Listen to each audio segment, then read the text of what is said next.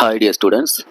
So நேற்று பார்த்தீங்கன்னா மே 4 தமிழ்நாடு எதிர்பார்த்த எலெக்ஷன் ரிசல்ட் வந்தாச்சு.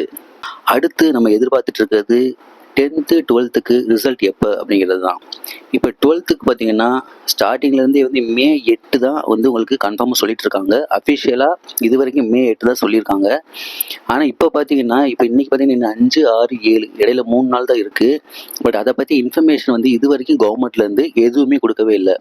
8ஆம் தேதி வந்து எத்தனை மணிக்கு வந்து ரிசல்ட் வரப்போகுது, ஸோ இதெல்லாம் வந்து கண்டிப்பாக 2 நாளுக்கு முன்னாடி சொல்லிடுவாங்க.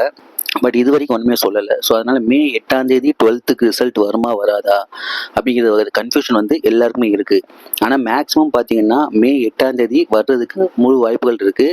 உங்களுக்கு வந்து கன்ஃபர்மேஷன் பார்த்தீங்கன்னா நாளைக்கு இல்லை நாளை கழிச்சு கண்டிப்பாக கவர்மெண்ட்லேருந்து கொடுத்துருவாங்க. ஸோ எத்தனை மணிக்கு ரிசல்ட் வரப்போகுது, ஆல்ரெடி வந்து வெப்சைட்லாம் உங்களுக்கு தெரியும், tnresults.nic.in, அதில் போய் நீங்கள் பார்க்கலாம். இல்லைன்னா டிஜின்னு ஒரு வெப்சைட் கொடுப்பாங்க, அதில் போய் பார்க்கலாம். ஸோ அந்த வெப்சைட்டில் பார்த்தீங்கன்னா உங்களோட ரெஜிஸ்டர் நம்பரையும் டேட் ஆஃப் பர்த்தையும் கொடுத்து நீங்கள் பார்க்கலாம்.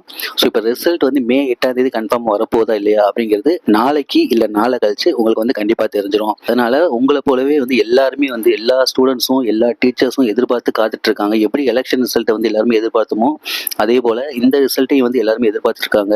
சரி, மே 8ஆம் தேதி காலையில் 9 மணிக்கு இல்லைன்னா 9:30 உங்களுக்கு ரிசல்ட் வர்றதுக்கு வாய்ப்பு இருக்குது. ஓகே ஸ்டூடெண்ட்ஸ், ஸோ கன்ஃபர்மேஷன் கிடைச்ச உடனே உங்களுக்கு நம்ம சேனலில் அப்டேட் பண்ணிடுவோம். Okay, thank you.